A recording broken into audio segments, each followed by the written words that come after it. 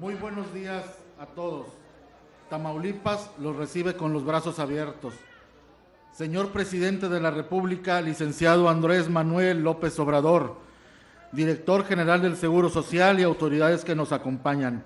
Sean todos bienvenidos a Ciudad Tula y reciban un cariñoso saludo de parte del personal institucional y de nuestros grupos de voluntarios. Doctora Gisela Lara Saldaña, bienvenida a su casa. Soy Jaime Viviano Benavides Manzanares, cirujano general, con 25 años de experiencia en el instituto, 20 como director. Antes que nada quiero iniciar la presentación de mi hospital con unas anécdotas que casi son una confesión. Señor Presidente, cuando iniciaron sus giras por nuestros hospitales y veía que darían un discurso sus directores, yo tuve la esperanza secreta de que ojalá se le escaparan algunos, y entre ellos el mío. No obstante, fueron pasando los hospitales y usted declaró en algún momento: visitaré todos, no me va a faltar ninguno de los 80 hospitales de IMSS Bienestar. Y entonces mi esperanza se derrumbó. Porque déjenme decirles que los cirujanos nos formamos académicamente acostumbrados a las urgencias quirúrgicas y después como directores nos enfrentamos a las urgencias administrativas. Pero ¿cuál sería mi sorpresa que a estas alturas de mi vida me enfrentaría con una urgencia en forma de discurso? Y nada más ni nada menos que ante mi presidente de la República.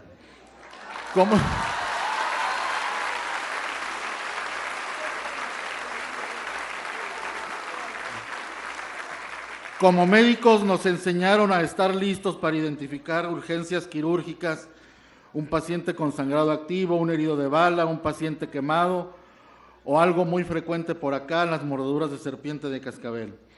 Después, ya en la dirección de este hospital, aprendí a enfrentarme a urgencias administrativas y resolví en plena madrugada la falta de una ambulancia para traslado de un paciente, a resolver la falta de insulina con hospital repleto de diabéticos, a tener equipos electromédicos sin funcionar e ir yo mismo a revisar casa de máquinas queriéndome volver ingeniero para encontrar la falla. Y otras situaciones como las que vivimos durante el huracán Alex en 2010, donde vimos transformarse las calles en ríos, por lo que junto con el personal de conservación estuvimos llenando costales de arena en plena lluvia para evitar que el agua entrara al hospital. Ese día tuve que cambiar el bisturí por una pala. Por último, decirles que durante los trabajos para la acreditación de este hospital, en 2015, me puse a pintar unas paredes, pero tan mal que casi nos hacen perder la acreditación. El ingeniero las tuvo que volver a pintar. Por lo anterior, quiero decirles que ustedes han oído que aplicamos el modelo de atención integral a la salud con compañeros polivalentes, pero lo que no saben es que en IMSS Bienestar todos somos polivalentes porque todos le entramos a todo. Yo he sido ginecólogo, administrador, jefe de enfermeras, secretario de mí mismo, ingeniero, pintor y hasta camillero. En fin, tantas cosas que pudiera contarles, pero en mis largas cavilaciones antes de llegar hasta este momento, llegué a esta conclusión. Si el señor presidente se ve tan amable y afable con todos nosotros y se nota que él quiere a su pueblo y yo soy del pueblo, pues entonces no me podrá ir mal. Por lo tanto, aquí estoy dando inicio a mi presentación diciéndoles que Tula es el hospital más antiguo de los 4 de Tamaulipas, nacido hace 45 años en el seno del Plan Ixtelero, en el cual atendemos a personas de varios municipios como Tula, Ocampo, Palmillas y municipios del vecino y hermano estado de San Luis Potosí como Ciudad del Maíz y Guadalcázar. Pero también este hospital es uno de los que tienen mayor población, atendiendo como región a 112,000 personas y el que más productividad tiene, habiendo otorgado de enero a julio un total de más de 23,000 consultas, 1,095 egresos hospitalarios, más de 700 cirugías y casi 500 partos. La mística del programa nos hace otorgar atención a cualquier persona, privilegiando por supuesto a la población rural y campesina, teniendo como único pago ver un rostro satisfecho después de recibir su atención. Por todo eso, señor presidente, le comento que el personal de esta región está como con usted, porque sabemos que usted está con nosotros, no solo físicamente hoy, sino que está con nosotros en forma de recursos, en cada atención que generamos, en cada vacuna que aplicamos, en cada cirugía que realizamos. Lo necesitamos cada día en nuestro trabajo, en forma de plantillas más completas, mejor equipamiento de soporte de vida, nuevo instrumental, porque eso es todo lo que pedimos, señor presidente, mejores condiciones para seguir trabajando, porque sabemos que nos apoyará y estamos seguros de que no dejará caer nuestro programa IMSS Bienestar. Señor presidente, como director, con el honor que eso me da, de este gran equipo de profesionales de la salud, le aseguro a usted que cada peso invertido en el programa está bien justificado.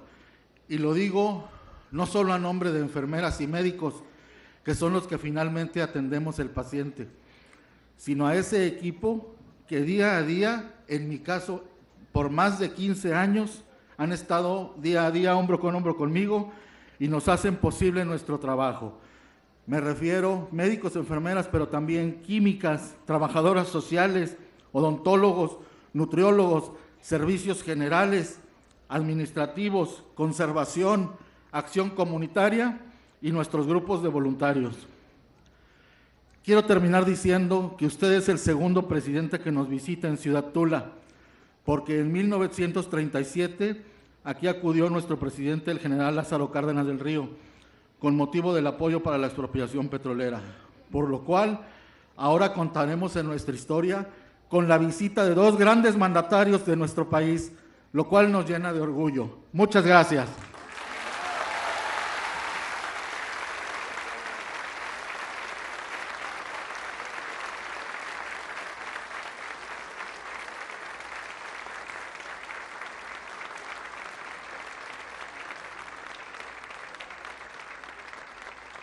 Solicitamos al maestro Zoé Robledo, director general del Instituto Mexicano del Seguro Social, nos dirija su mensaje.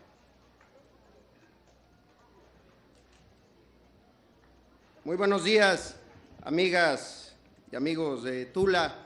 Con su permiso, señor presidente, quiero iniciar saludando, reconociendo y felicitando por su trabajo a los médicos, a los residentes, a los pasantes, a los paramédicos, a las enfermeras de este hospital, pero también a todos los que vienen de las unidades médicas rurales que se atienden, a los voluntarios de salud, a los nutriólogos, a los compañeros de acción comunitaria, al personal administrativo, de conservación, servicios generales, laboratorio, rayos X, a los jóvenes del CARA. No puedo decir que a los psicólogos, porque en este hospital nos hace falta un psicólogo que atiende el CARA y estimulación temprana, a los jubilados también, y sobre todo a la población. Nuestros amigos jubilados, un gusto que estén aquí con nosotros, y a la población que se atiende en este hospital. Al gobernador Cabeza de Vaca, un gusto saludarlo en estos 2 días de visitas en las giras de la salud. Recorreremos los 4 hospitales de IMSS Bienestar que hay aquí en Tamaulipas. Quiero saludar también al doctor Jaime, al director de este hospital, que a la hora de decir que estaba nervioso, que no es bueno para dar discursos, lo disimula usted muy bien, señor director, porque ha hecho un extraordinario mensaje. Y decirles que estamos aquí con una motivación, la forma como entendemos los encargos que tenemos en la Cuarta Transformación, y esto es acudir a los lugares para poder conocer la realidad, conocerla para actuar y actuar para lograrla transformar. Es la única forma como realmente se puede salir del momento oscuro, de ese momento tan difícil que vive y vivió durante tantos años el sistema de salud. No es para decir que todo está bien, sino para poder conocer qué cosas están mal, cuáles tenemos que mejorar y cuáles también tenemos que continuar. Y para eso hay que hacer una reflexión sobre los últimos años de políticas en salud en todo el país, no solamente en el Seguro Social, porque es la única forma que podemos garantizar que no se olvide para que no se vuelva a repetir. Y decir que en los últimos años el sistema de salud en México se contagió de esta grave epidemia del neoliberalismo mundial, una idea distante, fría, con mucha corrupción, con mucha lejanía de la gente. Pero afortunadamente hubo ejemplos, hubo esfuerzos como el de IMSS, Coplamar desde su inicio, que mantuvieron una posición distinta e hicieron lo contrario a pesar de este vendaval neoliberal que le pegó a nuestro país. Mientras había políticas, por un lado, donde los datos, las estadísticas, era lo único que se tomaba en cuenta, los doctores, las enfermeras, el personal de acción comunitaria de IMSS Bienestar siguió acudiendo a los ejidos, a las poblaciones más lejanas, a los barrios, a enfrentarse con la dura realidad, a ver a los ojos a la gente y buscar soluciones, a veces con muchas carencias. También, mientras se pensaba que la salud solamente era ausencia de enfermedad y que entonces había que esperar a que llegara la gente ya muy enferma para atenderla, en el IMSS Coplamar se acudió y se siguió trabajando de manera preventiva, con acción comunitaria, con los voluntarios de salud. Se hizo un esfuerzo para seguir tomando en cuenta las decisiones de la gente y demostraron que las decisiones colectivas, las que se hacen de cerca, las que se hacen hablando, siempre son las más democráticas y en ese sentido pues son las mejores. También ustedes demostraron que una decisión que puede tomar un director del Seguro Social allá en Reforma, en su oficina, sin conocer, puede tener el riesgo de equivocarse. Por eso el trabajo que hacen los voluntarios de la salud es tan importante. Hoy quiero reconocer aquí a Lucy Nélida Collazo, no sé si esté con nosotros. Lleva 29 años trabajando como voluntaria de la salud y se lo debemos de agradecer todos los días. Un trabajo desinteresado, honesto, solidario. Y eso es, creo yo, el signo de IMSS Bienestar. Hacer las cosas no porque sean fáciles, no porque sean cómodas o porque sean sencillas, hacerlo porque es lo correcto, hacerlo porque todos los días lo que los despierta es el llamado de su juramento hipocrático y no la hipocresía de la corrupción, la hipocresía del neoliberalismo que tanto tiempo y tanto daño hizo a nuestro país. Por eso le reitero, no venimos a decir que está todo bien, venimos a decirles que todos los que tenemos un encargo en materia de salud, el secretario Jorge Alcocer, el director del ISSSTE, Luis Antonio Ramírez, su servidor Juan Ferrer del INSABI, todos, Rodolfo Lehmann de Pemex que está aquí con nosotros, todos estamos trabajando de manera coordinada, conjunta, para buscar las mejores soluciones. Y no puedo acabar sin decirles algo que ustedes saben. Tula es un lugar que ha tenido una importancia estratégica en muchos momentos de las otras transformaciones de la vida pública de nuestro país. En Tula, después, fíjense, en octubre del 1810, apenas había dado el grito el cura Hidalgo en Dolores en septiembre y en octubre aquí ya había comités de la conspiración para lograr la independencia de México. En Tula fue en la época de la Reforma, llegó a ser capital de Tamaulipas. Tula tuvo un papel preponderante también en donde la revolución se hizo con el signo del combate a la desigualdad. Pero también está hecho de pequeñas historias este lugar, como la historia de una doctora que salió hace 36 años a Aguadulce, Veracruz, allá por Papantla, sin saber que iba a regresar un día acompañada del presidente de México como directora del programa IMSS Bienestar, la doctora Gisela Lara, que ustedes conocen bien. Felicidades, doctora. 36 años lleva en nuestro programa hoy como directora y 36 más nos va a durar para que vaya sabiendo que va a la mitad apenas. Entonces, quiero concluir simplemente diciéndoles, hoy aquí hay y vuelve la esperanza en materia de salud, con una cuarta transformación que hace vigente lo que dice el himno del Seguro Social, que sigamos siendo un pueblo infatigable, que avanza siempre rumbo al porvenir y nunca al ocaso. Muchas gracias, buenos días, muchas felicidades.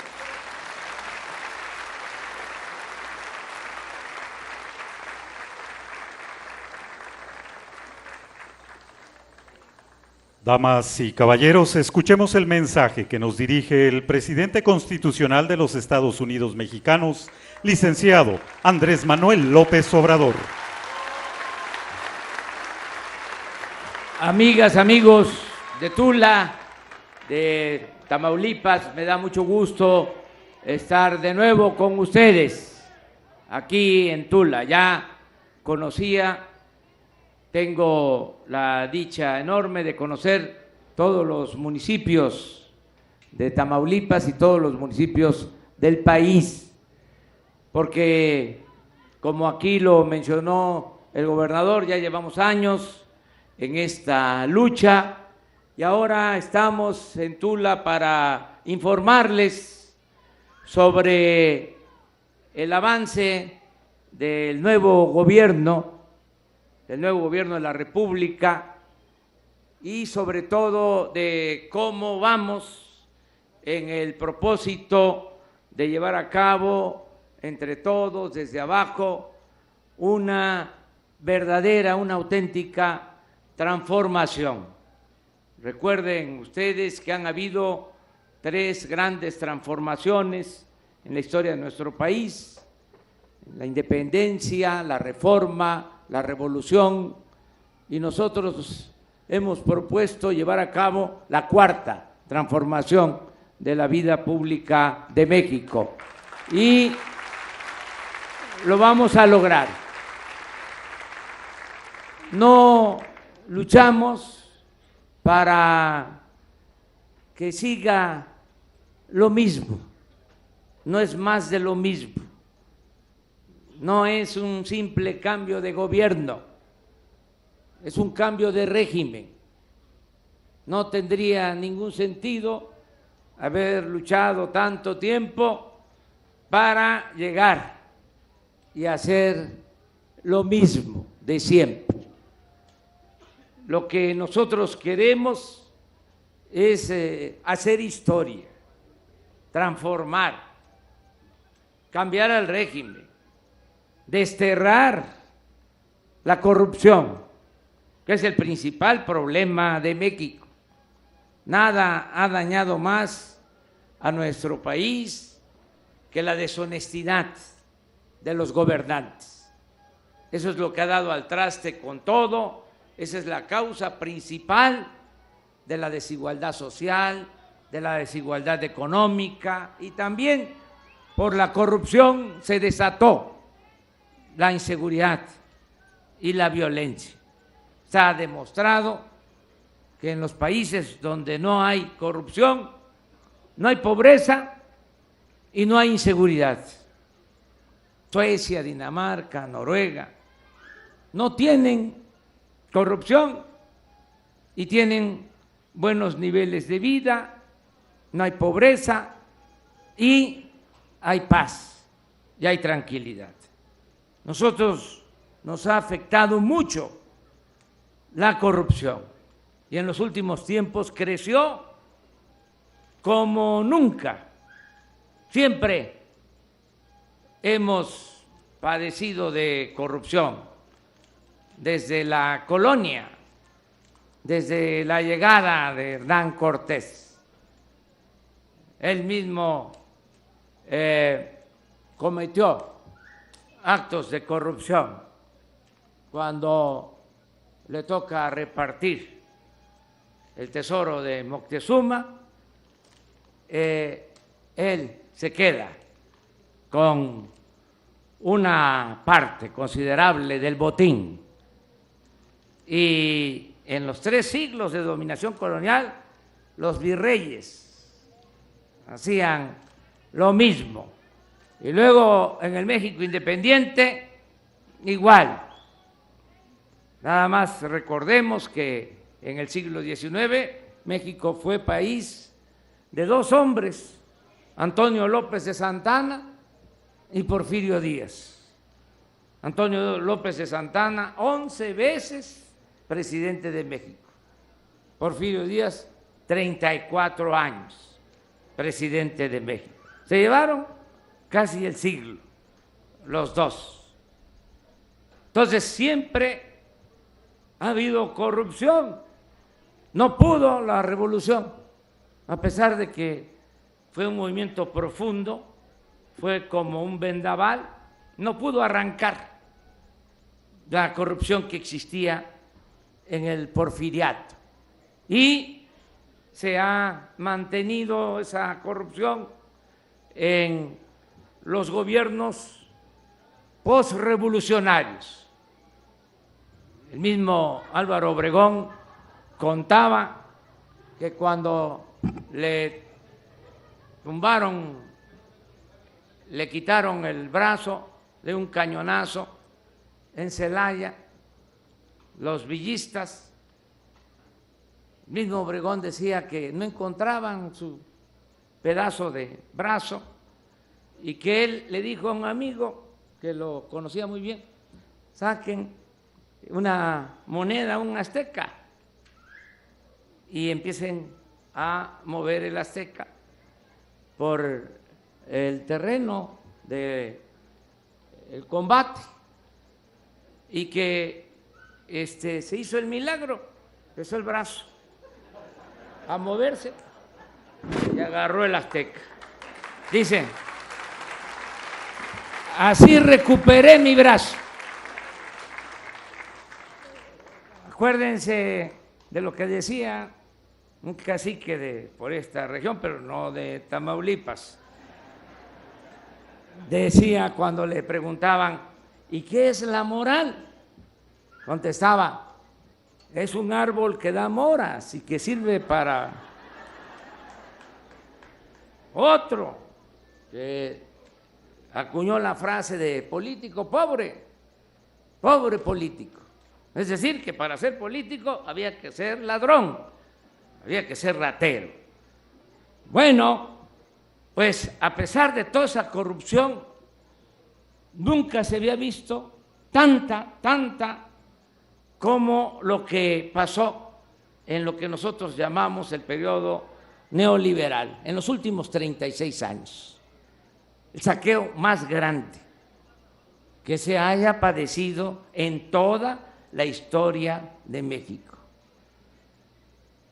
Eso es lo que estamos ahora enfrentando. Y vamos a acabar con esa corrupción. Me canso ganso.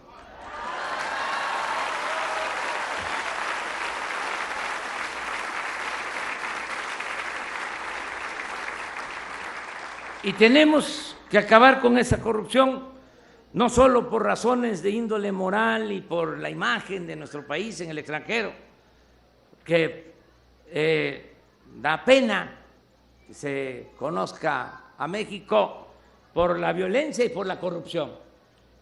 Ahora las cosas han empezado a cambiar poco a poco, pero no solo debemos de acabar con la corrupción, repito, por razones de índole moral o por la fama de México, que tenemos que cuidarla entre todos. Tenemos que acabar con la corrupción también porque esa es la manera más eficaz y relativamente sencilla de tener presupuesto sin aumentar impuestos, sin decretar gasolinazos, sin endeudar al país. Si cortamos de tajo con la corrupción, el presupuesto rinde, alcanza. No es poco el presupuesto nacional, son 5.500.000.000.000. Si ese dinero se administra bien y no se roban el presupuesto, que es dinero del pueblo, pues se puede financiar el desarrollo. Y eso es lo que estamos haciendo. Les pongo algunos ejemplos. Llegamos y estaba ya establecido el robo de combustibles, el llamado huachicol. La Secretaría de Hacienda daba por descontado todo lo que se robaban de gasolinas. El año pasado se robaron 65.000 millones de pesos. Dijimos: se acaba el huachicol, No lo podemos permitir. No fue fácil, porque quisieron jugar a las vencidas y hubo sabotaje. Rompían los ductos para que nos quedáramos sin abasto de gasolinas. La gente se portó muy bien, 3 semanas haciendo colas para poder cargar gasolina. Nos apoyó, nos respaldó, nos ayudó también la participación de las Fuerzas Armadas y logramos bajar el robo de combustibles. Se robaban 80,000 barriles diarios, ya bajó a 4,000 barriles diarios.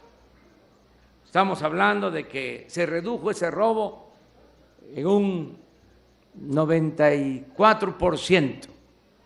Si seguimos así, ¿cuánto nos vamos a ahorrar al final del año?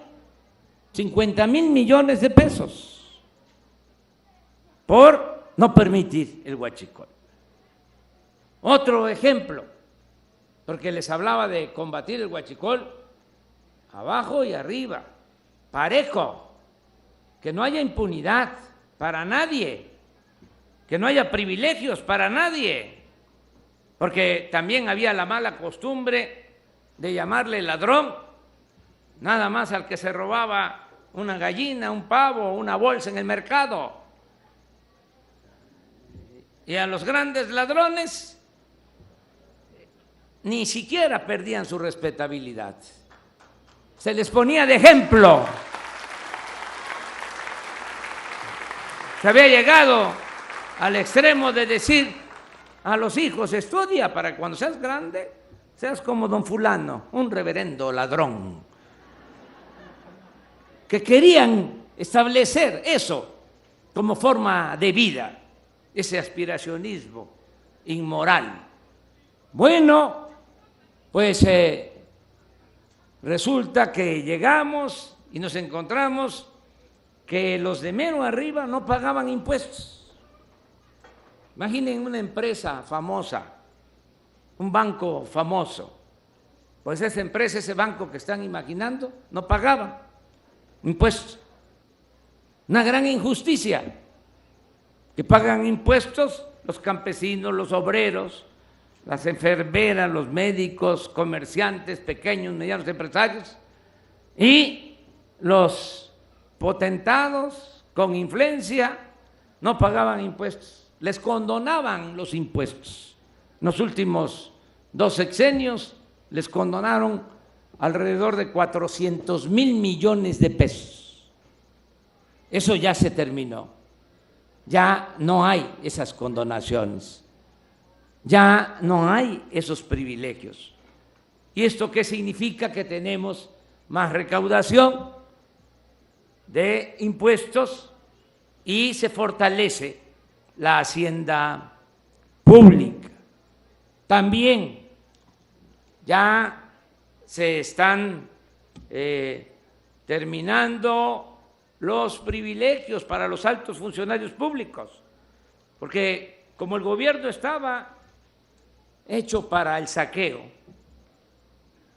entonces se les trataba muy bien a los altos funcionarios públicos para que ayudaran, para que fuesen cómplices o se hicieran de la vista gorda. Entonces, los altos funcionarios públicos ganaban sueldos elevadísimos. Un delegado o el director del Infonavit a nivel nacional, 700,000 pesos mensuales. Ya eso se terminó, ya esos sueldos ya no existen. Ahora hay una ley, nadie puede ganar más que lo que obtiene el presidente, y yo me bajé el sueldo a menos de la mitad de lo que ganaba el presidente Peña Nieto, sin compensaciones.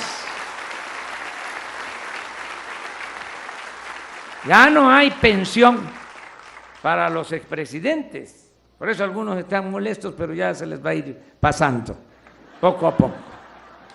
¿Saben cuánto era la pensión en total? 5 millones de pesos mensuales. Eso no existe. Ya no existe el Estado Mayor Presidencial. ¿Saben cuántos cuidaban al presidente? 8,000 elementos del Estado Mayor Presidencial, que ganaban más que los soldados, más que los marinos, más que los policías. Ahora todos esos elementos pasaron a la Secretaría de la Defensa, a la Guardia Nacional, para cuidar al pueblo. Al presidente lo cuida la gente, y el que lucha por la justicia no tiene nada que temer. Son ahorros que se obtienen. Ya no hay atención médica privada para los altos funcionarios públicos. Costaba 6,000 millones de pesos al año darle atención médica privada a los altos funcionarios públicos.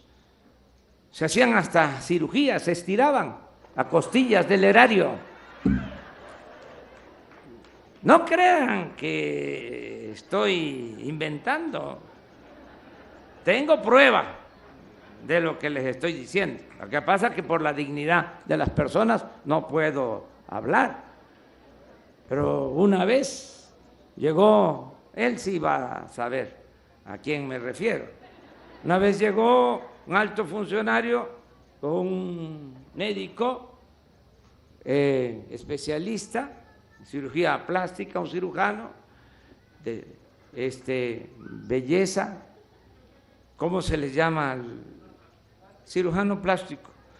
Y ya estando en el quirófano, estaba con la esposa y le dice la esposa al médico, doctor, déjele la naricita como la de Peña Nieto.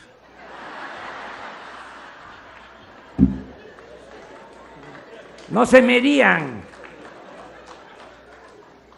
Por eso, si es un cambio, no es más de lo mismo.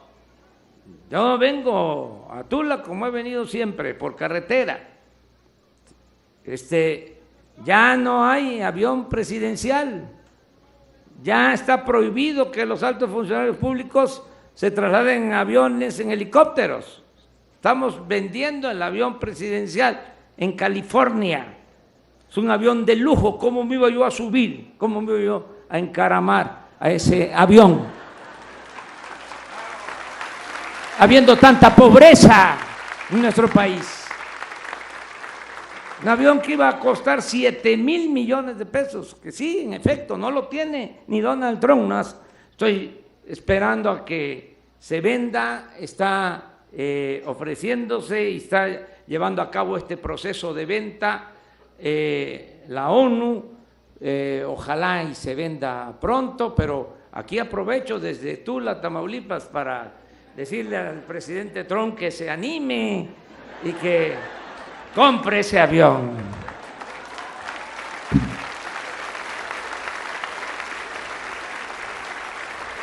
Estamos vendiendo 73 aviones y helicópteros, toda la flotilla que se usaba para trasladar a los altos funcionarios públicos. Y así, ahorros, y por eso tenemos presupuesto, podemos cumplir con los compromisos que hicimos, sin aumentar impuestos, sin endeudar al país. Estamos ya empezando a cumplir todos los compromisos. Los adultos mayores ya están recibiendo su pensión, ya no los 1,160 pesos que recibían antes, ahora 2,550 pesos, y es universal. Es para todos. Se está apoyando a niñas, a niños de familias pobres con discapacidad, también con una pensión. Ya empezaron a entregarse las becas para el nivel básico, todos los que estudian preparatoria, su beca de 1,600 pesos bimestrales. Los jóvenes que están estudiando en la universidad de familias de escasos recursos también tienen derecho a una beca de 2.400 pesos mensuales, y los jóvenes que ni estudian, no trabajan y que nada más se les llamaba ninis, que nunca se hizo nada por ellos, ahora se les está contratando y se les está dando trabajo como aprendices y se les pagan 3.600 pesos mensuales. ¿Qué queremos? Que todos los jóvenes puedan estudiar y puedan trabajar para que de esta manera no tomen el camino de las conductas antisociales. Vamos a quitarle a los jóvenes a las bandas, vamos a competir con ellos, con los de las bandas de la delincuencia. Les vamos a quitar los jóvenes, porque es muy triste que los jóvenes, al ser desatendidos, se incorporen a las filas de la delincuencia. Y antes se les masacraba, nunca se hacía nada por apoyarlos, por atenderlos. Ahora tenemos que atender a los jóvenes, no darle la espalda a los jóvenes. Las cárceles están llenas de jóvenes que pierden la vida, la mayoría jóvenes. Acaba de haber un crimen horrendo en Coatzacoalcos, uno de los que roció la gasolina en ese bar, un joven de 15 años, que él se quemó la mitad del cuerpo. Entonces tenemos que atender las causas que originan la inseguridad, la violencia. No se puede enfrentar la violencia con la violencia. Ya está demostrado, eso no funciona. No se puede enfrentar el mal con el mal. El mal hay que enfrentarlo haciendo el bien.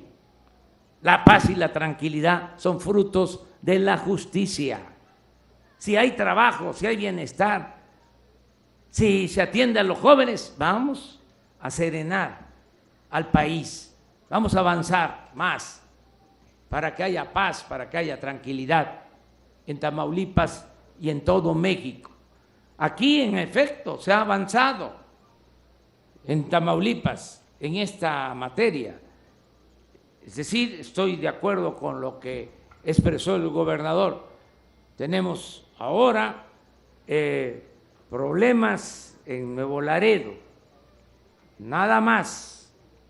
Y les digo esto porque yo atiendo este problema todos los días, de lunes a viernes, de 6 a 7 de la mañana. Me reúno con el gabinete de seguridad. Desde las 6 de la mañana estamos recibiendo el parte de todo lo que sucede en el país, el reporte. Está conmigo el secretario de la Defensa, el secretario de Marina, la secretaria de Gobernación, el secretario de Seguridad Pública, y sabemos todo lo que está pasando.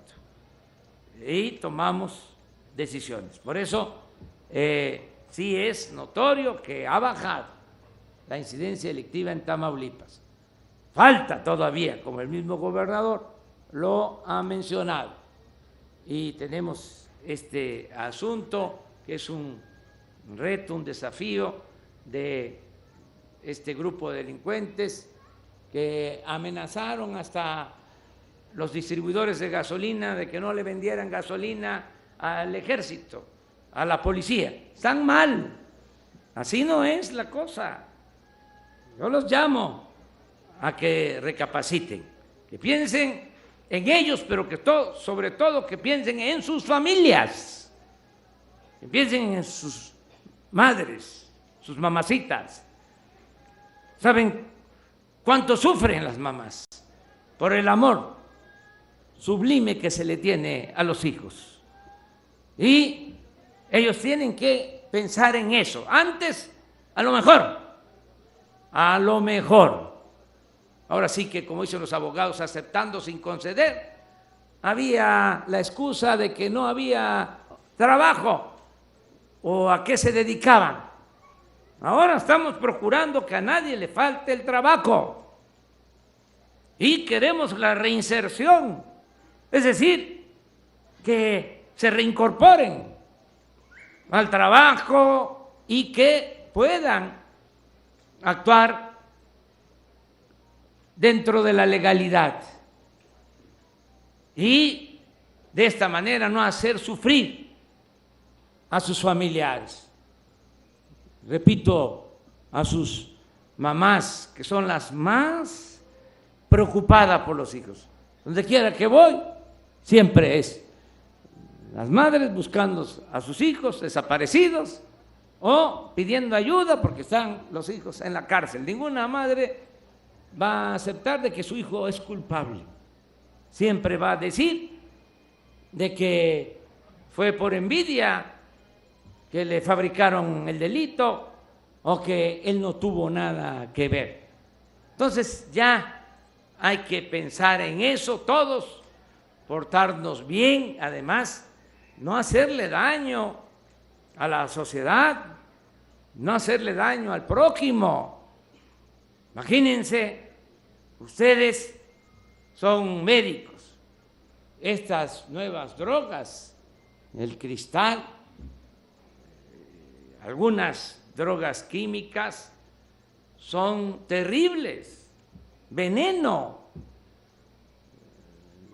Literalmente se usa raticida para hacerlas, destruyen por completo a quien consume estas drogas, los matan, no duran. Entonces ya tenemos que iniciar una etapa nueva. Todos tenemos que ayudar para tener una sociedad mejor, sin drogas. Y para eso vamos a seguir ayudando la actividad productiva, que no les falte apoyos en las familias, que no falte apoyo a los campesinos, a los productores, que haya créditos. Tenemos un programa que se llama Tandas para el Bienestar, que se le presta una pequeña cantidad a un pequeño comerciante, a un artesano, a los que se buscan la vida como pueden, 6,000, 10,000 pesos, sin intereses, sin papeleos, poquito porque es bendito, pero se entrega ese dinero y hasta a los 3 meses se empieza a abonar 500 pesos mensuales, se termina de pagar los 10,000 pesos y en automático se reciben 15,000, se terminan de pagar los 15,000 y se reciben 20,000. Estamos reactivando la economía desde abajo. Ahora, afortunadamente, se están combinando estas acciones con lo que nos están ayudando nuestros paisanos migrantes, que son como héroes anónimos. Ahora se están recibiendo más remesas que nunca, como nunca en la historia. Este año va a ser récord. Se calcula que se van a recibir alrededor de 35,000 millones de dólares. Ya lo que envían nuestros paisanos a sus familiares es la principal fuente de ingresos que tiene nuestro país. Y eso va a la gente, a las familias, a los pueblos. Eso es lo que reactiva la economía. Porque podemos hablar de industrias automotrices, sí, pero no queda todo en el país. En el caso de las remesas, los 35,000 millones se reparten, se distribuyen en todos los pueblos de manera justa y se reactiva el comercio de los pueblos, se reactiva la economía. Entonces, tenemos ahora que seguir impulsando la economía popular y desde luego también creando condiciones para que siga llegando la inversión extranjera y el comercio exterior. Se pudo resolver un problema que se nos presentó hace exactamente 3 meses. Había la intención de Estados Unidos de aplicar aranceles, impuestos de manera unilateral a las mercancías que se producen en nuestro país y se venden en Estados Unidos. Si se aplicaba esa medida, íbamos a tener problemas económicos y políticos. Afortunadamente se llegó a un acuerdo y estamos cumpliendo nuestra parte. Ahora, la semana próxima, iniciando la semana, el martes, va a estar Marcelo Ebrard, secretario de Relaciones Exteriores, en Washington, presentando el informe, y estamos cumpliendo con el acuerdo para que no haya esos impuestos, esos aranceles. También aquí les informo que se le está dando a Tamaulipas, por ser un estado fronterizo, un trato especial en toda la frontera, desde Matamoros hasta Nuevo Laredo. Se redujo el IVA del 16 al 8% desde que inició el gobierno, y se redujo el impuesto sobre la renta al 20%, y en toda la franja fronteriza vale menos la gasolina y valen menos los combustibles. También en toda la franja fronteriza se aumentó el salario mínimo al doble. Esto es muy importante porque debe de haber trabajo, pero bien pagado, no explotación de los trabajadores. Entonces, todo esto es lo que se está haciendo. Decirles también a las maestras, a los maestros, que estamos cumpliendo. Ya se canceló la llamada reforma educativa, que generaba nada más problemas.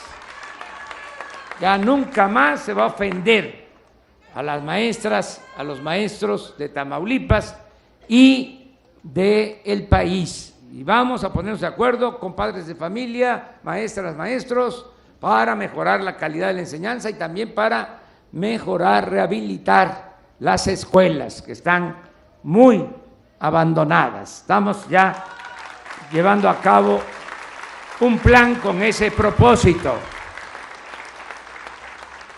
Y ahora sí, ya entro en materia, a lo que venimos. Después de esta breve introducción. Ahora sí voy a ser muy concreto. Venimos a verles porque estamos visitando los hospitales del IMSS Bienestar. Conozco este programa desde que inició. Bueno, no el plan islero, que ese está antes de 1979. Hace 40 años comenzó el programa IMSS Coplamar. Y yo era en ese entonces delegado del Coplamar en mi estado natal, en Tabasco.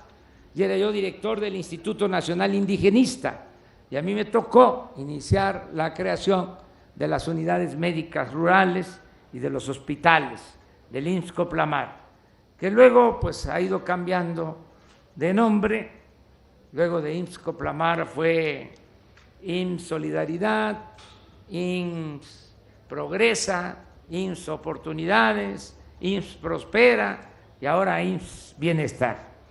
Lo importante, como lo dijo aquí Zoé, es de que se mantuvo este programa y vengo a decirles que se va a fortalecer este programa IMSS Bienestar.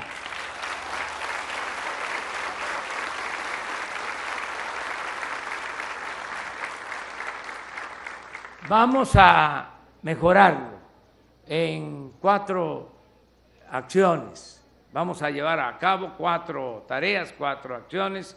Primero, que no falten los medicamentos en las unidades médicas, en los centros de salud, en los hospitales del IMSS Bienestar y en los hospitales de la Secretaría de Salud en Tamaulipas.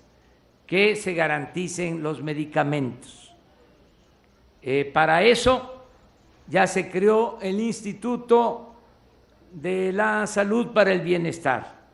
Está aquí Juan Ferrer, que es el director de este instituto.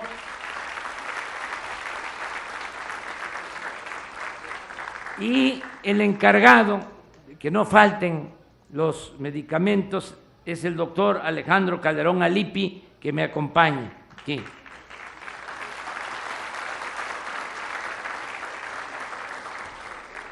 propósito es que estén los medicamentos que se requieren, no solo el llamado cuadro básico. Esto de que en una unidad médica rural 120 claves, aquí 300, en el IMSS ordinario 600, en una clínica de tercer nivel o de especialidades 1.200. No puede haber discriminación. Tiene que haber todos los medicamentos gratuitos para toda la población. Ese es un compromiso que estamos haciendo. Que no falten. Nada de pretextos de que están muy lejas las comunidades. Yo pongo el ejemplo de que cómo se distribuye la Coca-Cola y las Sabritas y llegan hasta los pueblos más apartados. ¿Por qué no vamos a distribuir nosotros los medicamentos? Claro que sí. De nuevo digo, me canso, ganso. ¿O nos vamos a hacer patos? No, esta es una tarea, que no falten los medicamentos. Ahora hay problema, resistencia, porque se robaban hasta el dinero de las medicinas. El año pasado se compraron 90,000 millones de pesos en medicamentos, en materiales de curación, y no había medicinas. 3 empresas acaparaban toda la venta de los medicamentos al gobierno. Monopolios que están hasta prohibidos por la Constitución.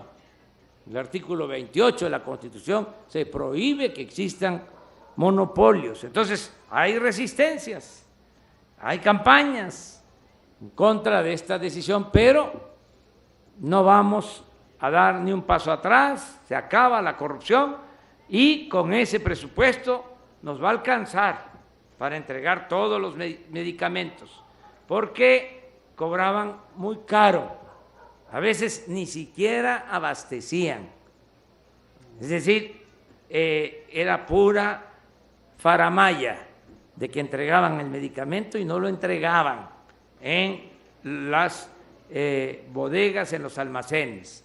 Todo eso se termina. Y también aquí aprovecho para decirles que ya es delito grave la corrupción. Fíjense cómo estábamos.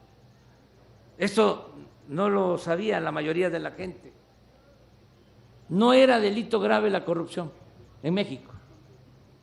Desde hace 25 años, desde 1994, no les voy a decir quién gobernaba, ahí se los dejo de tarea. Modificaron el Código Penal para que no fuera delito grave la corrupción. Pero ahora sí, ya se hizo la modificación legal. El que robe va a la cárcel y no tiene derecho a fianza.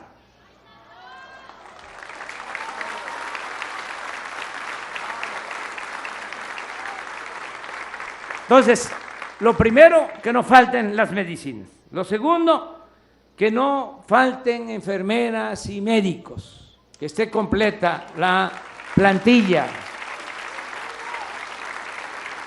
Ahí vamos a ir debatiendo sobre este asunto. Ahí ustedes se van a empezar a preguntar por qué no hay los médicos, por qué no hay especialistas. ¿Saben qué hicieron estos corruptos tecnócratas neoliberales?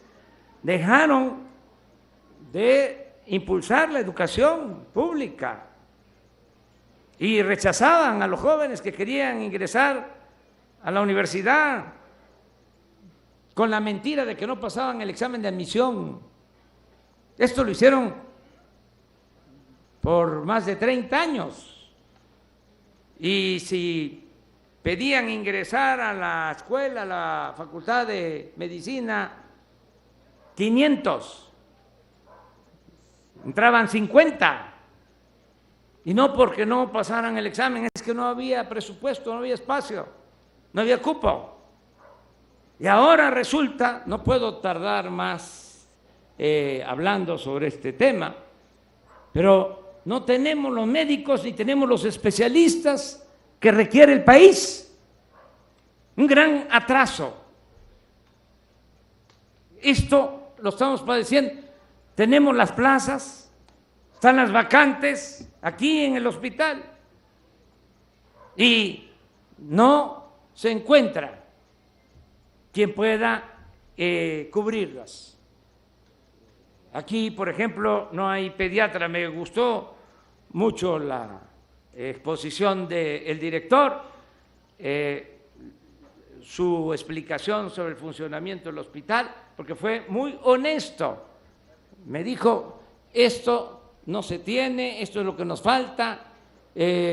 No andaba ahí echando mentiras, queriéndome jugar el dedo en la boca. Tampoco me dejo, pues, pero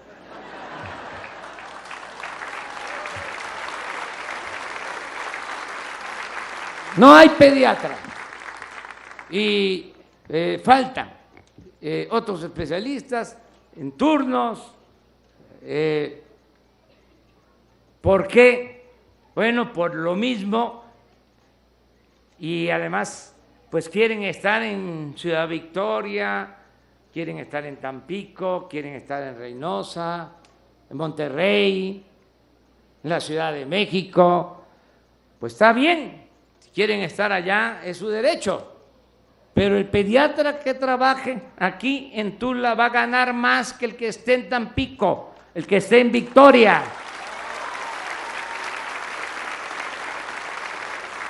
Vamos a mejorar los tabuladores en función de eso y vamos a que no falten las enfermeras, que no falten los médicos. Para eso está aquí el doctor Alejandro Schwartz, que él es el responsable de que no vaya a faltar enfermeras, médicos.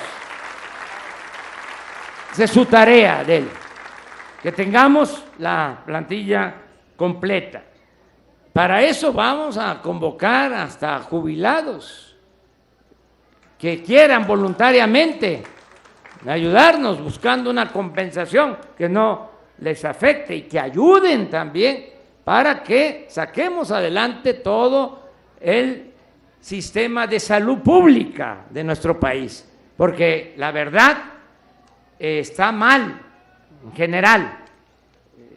Nos entretuvieron haciéndonos creer que estaba muy mal el sistema de educación, el sistema educativo, porque era un asunto político, como eso estaba en la agenda de las llamadas reformas estructurales, la reforma energética, la reforma fiscal, la reforma laboral, la reforma educativa, esa agenda que dictaban desde el extranjero, pues se generó toda una polémica. Bueno, se destinaba hasta dinero del gobierno para desprestigiar a los maestros, hacer propaganda echándole la culpa a los maestros que si estaba mal la educación era por culpa de ellos. Se dedicaron a eso. Nadie hablaba de la salud, pero hablando en plata, está peor el sistema de salud que el sistema educativo. Así estamos. Porque además, si no va un maestro a una comunidad, que debe de ir, ya, no debe por qué existir ausentismo y nada de semanas de martes a jueves, es semana completa, de lunes a viernes, pero pues aceptando, de nuevo digo, sin conceder, de que no llegue el maestro, es el alumno es atendido por otro maestro, se va a la casa y ahí lo atiende la abuelita y se queda con la familia y no pasa nada. Pero si viene un hospital de estos, un infartado, y no tienen el medicamento para que alcance a llegar a Victoria, pues ya no llegó. Y aquí está más cerca. Estoy visitando hospitales donde para hacer una intervención frente a un infarto, tendrían que llevar al paciente 4 o 5 horas. Usted no llega. Ya saben que un infarto se puede atender por cuestiones de tiempo. Si no está la ambulancia, si aquí le dice el doctor con toda honestidad, dice, hay una ambulancia que opera al 50% y otra ambulancia que está en el taller. Le digo, pues está mejor la del 50%.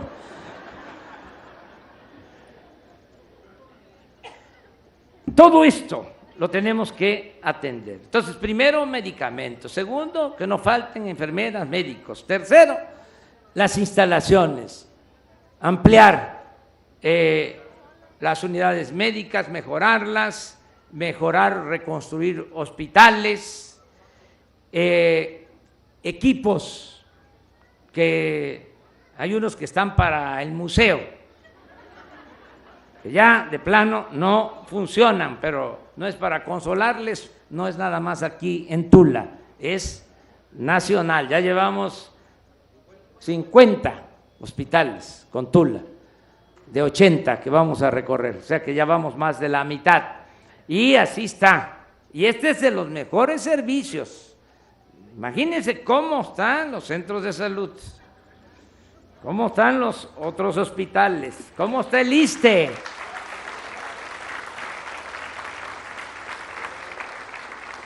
Entonces, para que no tengamos problemas, el Coordinador Nacional de Infraestructura es el arquitecto Carlos Sánchez Meneses, que tiene que procurar que estén bien las instalaciones. Y el punto 4 es un compromiso para que ustedes se sigan aplicando como lo están haciendo, porque también me lo informó el director, no hay todos los turnos y de repente en la noche les hablan y vienen a ayudar. Eso se los reconozco mucho.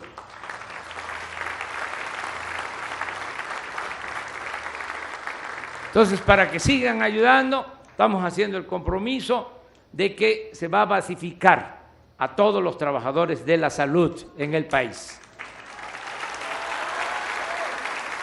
No van a haber eventuales por contrato, van a tener sus bases. Para todo este plan va a haber este año ya un aumento en el presupuesto al sector salud de 40,000 millones de pesos para estas 4 acciones. Me dio mucho gusto estar aquí con ustedes, voy a seguir visitándoles,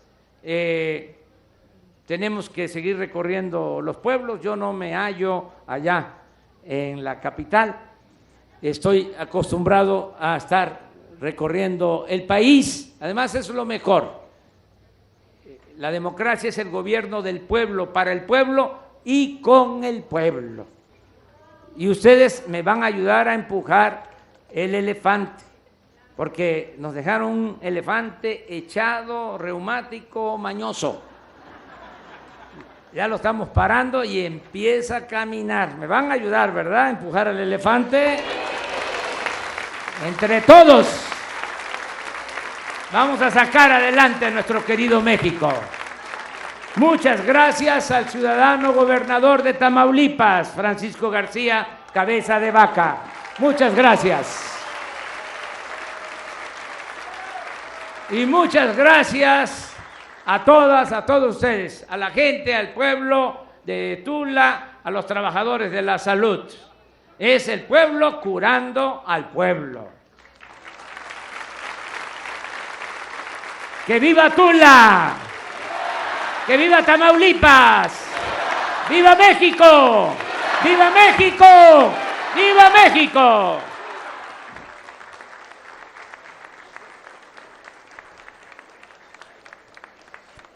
Solicitamos a los presentes permanecer de pie para entonar nuestro himno nacional mexicano.